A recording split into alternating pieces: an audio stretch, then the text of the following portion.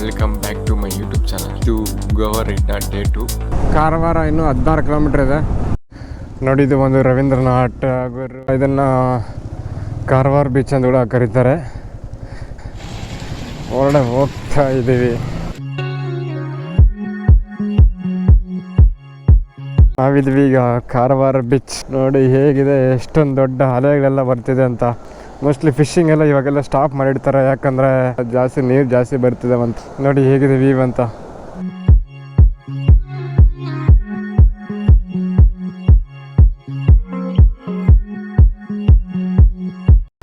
Okay, ಎಲ್ಲ ನೋಡಿದ್ದಾಯಿತು ಕಾರವಾರ ಬೀಚ್ನ.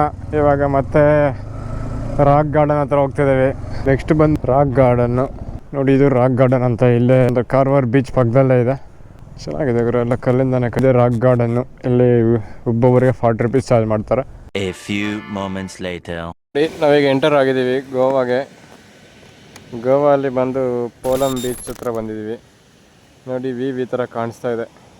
ನೋಡಿ ಇದು ಬಂದು ಟಿಲ್ಮಟ್ಟಿ ಹೋಗ್ತಾ ಇದ್ದೀವಿ ಈಗ. ಟಿಲ್ಮಟ್ಟಿ ಅಂತ ಬ್ಲಾಕ್ ಸ್ಯಾಂಡ್ ಇರುತ್ತಂತೆ. ನೋಡಿ ಪ್ಲೇಸ್ ಹೇಗಿದೆ ನೋಡಿ, ಈ ಕಡೆ ಎಲ್ಲ ಬೀಚು. ನೋಡಿ ಇಲ್ಲಿಂದ ವ್ಯೂ ಹೇಗಿರುತ್ತೆ.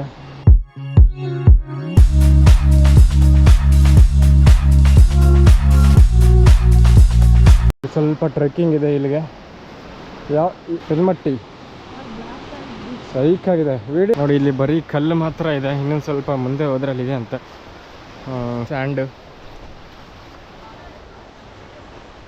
ಇಲ್ಲಿನ ಜನ ಎಲ್ಲ ಮೀನು ಹಿಡಿಯೋ ಬಲೆಗಳೆಲ್ಲ ವೇಸ್ಟ್ ಎಲ್ಲ ಬಿಸಾಕಿದ್ದಾರೆ. ಇಲ್ಲ ತಗೊಂಡೋಗಿ ಎಲ್ಲಾದರೂ ಒಂದು ಹತ್ರ ಹಾಕ್ಬಿಟ್ಟು ಇಲ್ಲ ಅವರ ಮನೆ ಹತ್ರ ಹಾಕೋಬೇಕಿತ್ತು. ಬಟ್ ಇಲ್ಲ ತಗೊಂಡು ಬಿಸಾಕವ್ರೆ. ಎಲ್ಲಾದರೂ ಹೋದರೆ ಈ ಥರ ನೀಟಾಗಿ ನೋಡ್ಕೋಬೇಕು, ಈ ಥರ ಗಲೀಜು ಮಾಡಬಾರ್ದು.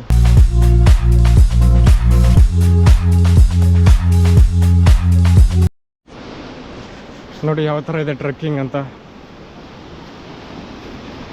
ಸೈಕಾಗಿದೆ ಪ್ಲೇಸು, ವ್ಯೂ, ಟ್ರೆಕ್ಕಿಂಗ್ ಅಂತ ಅಲ್ಲ. ನೋಡಿ ಇದೆ ಟಿಲ್ಮಟ್ಟಿ ಬೀಚು. ಅಷ್ಟೊಂದು ಏನೂ ಇಲ್ಲ, ಫುಲ್ಲು ನೀರು ಜಾಸ್ತಿ ಆಗಿದೆ. ನೋಡಿ ಅಲೆಗಳು ಹೇಗೆ ಬರ್ತೈತೆ ಅಂತ. ಚೆನ್ನಾಗೇ ಇದೆ, ಬಟ್ ಎಲ್ಲ ಒಂಚೂರೆಲ್ಲ ಗಲೀಜು ಮಾಡಿಕ್ಕಿದ್ದಾರೆ. ಅದು ಔಟ್ಸೈಡ್ ಅಲ್ಲ, ಎಲ್ಲ ಲೋಕಲ್ ಅವರೇ ಗಲೀಜು ಮಾಡಿದ್ದಾರೆ.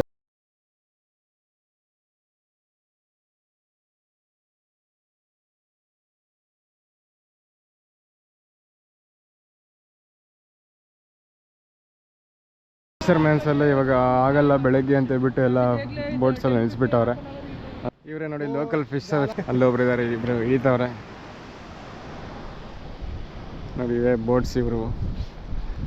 ಇಷ್ಟು ಮಳೆಯಲ್ಲೂ ಇವರು ಈ ಥರ ಹೊರಗಡೆ ಹೋಗಿ ಇಲ್ಲ ಹಿಡ್ಕೊಂಡು ಬರ್ತಾರೆ ಅಂದರೆ ಎಲ್ಲ ಹೊಟ್ಟೆ ಪಾಟಿಗೋಸ್ಕರ. ಏನು ಮಾಡೋಕ್ಕಾಗಲ್ಲ, ಮಾಡಬೇಕಷ್ಟೆ. ನೋಡಿ ಇಲ್ಲಿಂದ ಎಷ್ಟು ನೋಡಿದ್ರು ನೀರೇ, ಎಷ್ಟು ನೋಡಿದ್ರು ಅಲೆಗಳೇ.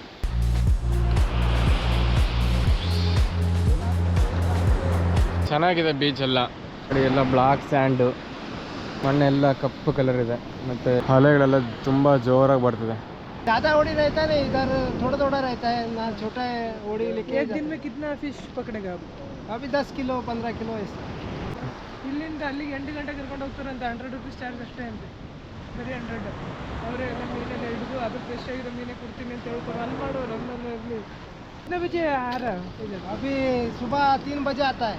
Morning 3 AM morning.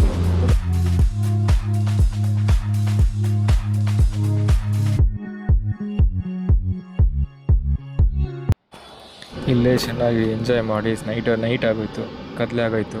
ಇಲ್ಲಿ ಟ್ರೆಕ್ಕಿಂಗ್ ಎಲ್ಲ ಹೋಗೋಕ್ಕಾಗಲ್ಲ ರೋಡಲ್ಲಿ ಅಂತ ಹೇಳ್ಬಿಟ್ಟು ಎಲ್ಲ ಗೊಬ್ಬರ ಎಲ್ಲ ಆಫ್ ಮಾಡಿ ಏನೂ ವೀಡಿಯೋ ಮಾಡಿಲ್ಲ. ಮತ್ತು ಅಲ್ಲೋಗಿ ಗೋವಾಗೆ ಹೋಗಿ ಸ್ಟೇ ಮಾಡಿದ್ವಿ. ಇದು ನೆಕ್ಸ್ಟ್ ಡೇ. ವೆಲ್ಕಮ್. ಇದು ನಮ್ಮ ಗೋವಾ ರೈಡ್ನ ಡೇ 3. ಇವಾಗ ನಾವು ಇಲ್ಲಿ ಸನ್ರೈಸ್ ನೋಡೋಕೆ ಹೋಗ್ತಾಯಿದ್ವಿ. ಬೈಕ್ ಬೇಡವೇನು? ಗೇಟ್ ಓಪನ್ ಮಾಡ್ಕೊಡ್ತಿಲ್ಲ. ಯಾವುದೋ ಪೊಲ್ಲಾಲಂ ಬೀಚ್ ಯಾವುದೋ ಒಲ್ಲಂತೆ ಹೋಗ್ತಾ ಇದ್ದೀವಿ. ಹೋಗಿ ನೋಡೋಣ, ಸನ್ರೈಸ್ ಹೋಗ್ಬೇಕಿತ್ತು. But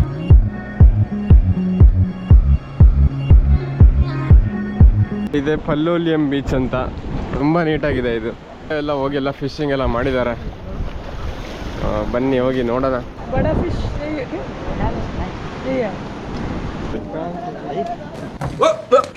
Here I come. Oh, here I come. ಅಲ್ಲಿ ಸ್ವರ್ಗ ಎಲ್ಲಿ ಅಂದ್ರೆ ಊರಾಚೆ ಎಲ್ಲೂ ಇಲ್ಲ.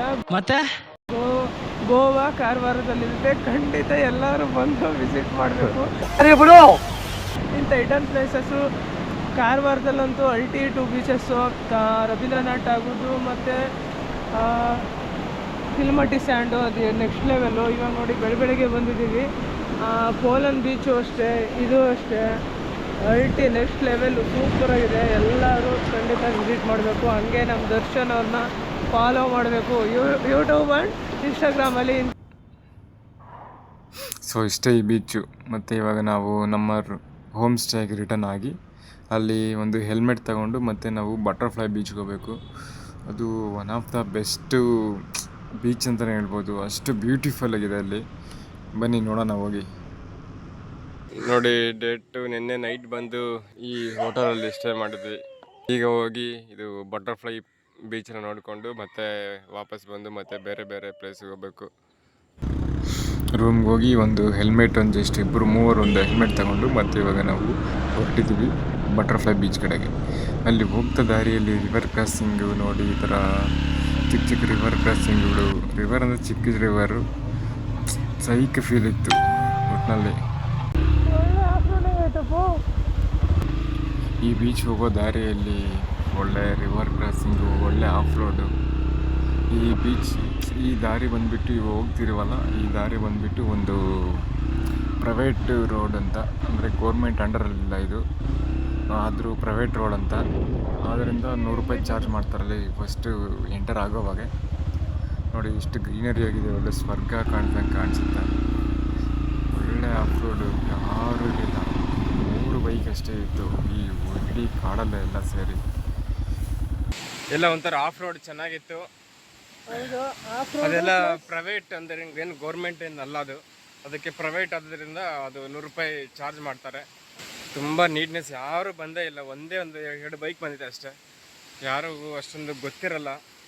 ಅದರಲ್ಲೂ ಎಲ್ಲ ಆಫ್ ರೋಡ್ ಇರೋ ಕಾರಣದಿಂದ ಯಾರೂ ಈ ಕಡೆ ಬರಲ್ಲ. ಅದರಲ್ಲೂ ಒಂದು 5 ಕಿಲೋಮೀಟರ್ಸ್ ಇದೆ ಮೈನ್ ರೋಡಿಂದ. You have arrived.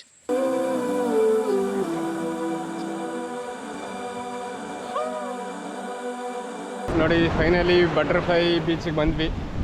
ಸೈಕಾಗಿದೆ ಇದಂತೂ, ಯಾರೂ ಇಲ್ಲ, ಏನು ಗಲೀಜಿಲ್ಲ, ನೀಟಾಗಿದೆ. ಅದರಲ್ಲೂ ಸ್ವಲ್ಪ ಆಫ್ ರೋಡ್ ಇದೆ, ಅದರಿಂದ ಯಾರೂ ಬೈಕಲ್ಲಿ ಬರೋಕ್ಕೆ ಇಷ್ಟ ಇಲ್ಲ. ಎಲ್ಲರೂ ಎಂಜಾಯ್ ಮಾಡೋಕ್ಕೆ ಹೋಗಿ ಬಾಗ ಬೀಚು, ಆ ಬೀಚ್, ಈ ಬೀಚ್ ಅಂತ ಹೋಗ್ಬಿಡ್ತಾರೆ. ಈ ಥರ ನೋಡಿ ಎಷ್ಟು ಚೆನ್ನಾಗಿದೆ ಅಂತಂದರೆ ಯಾರು ಒಂಚೂರು ಗಲೀಜಿಲ್ಲ, ಯಾರೂ ಇಲ್ಲ. ನೋಡಿ ಕಲ್ಮೇಲೆಯಿಂದ ವ್ಯೂ ಹೇಗೆ ಕಾಣಿಸುತ್ತೆ ಅಂತ. ವಾವ್, ಈ ಎಷ್ಟು ಅಲೆ ಸೌಂಡ್ ಬರ್ತಿದೆ ಅಂತಂದರೆ ನೋಡಿ ಏನು ಚೆನ್ನಾಗಿದೆ ಅಂತ. ಹೋಗಿ ಬಾಗ ಬೀಚು ಅಲ್ಲಿ ಇಲ್ಲಿ ಬೀಳೋ ಬದಲು ಇಲ್ಲಿ ಬಂದರೆ ನೋಡಿ ಎಷ್ಟು ಕ್ಲೀನಾಗಿ, ಎಷ್ಟು ಪೀಸ್ಫುಲ್ ಆಗಿರುತ್ತೆ.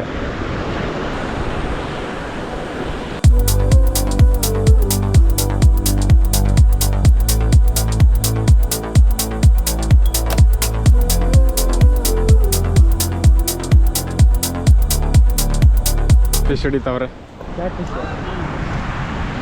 ನೋಡಿ, ಎಷ್ಟು ಹಿಡಿದಿದ್ದಾರೆ. ನಾವು ಒಂದ್ಸರಿ ಟ್ರೈ ಮಾಡೋಣ.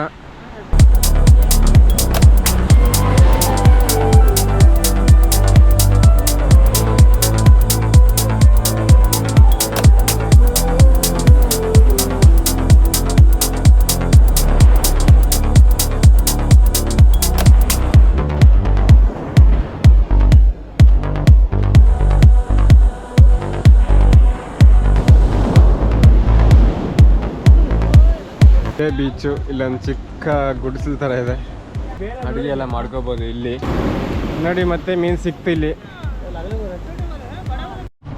ಈ ಬೀಚಲ್ಲಿ ಚೆನ್ನಾಗಿ ಎಂಜಾಯ್ ಮಾಡಿ ನೀರಲ್ಲೆಲ್ಲ ಇವಾಗ ನಾವು ನಮ್ಮ ರೂಮ್ಗೆ ರಿಟರ್ನ್ ಆಗ್ತಾ ಇದ್ವಿ.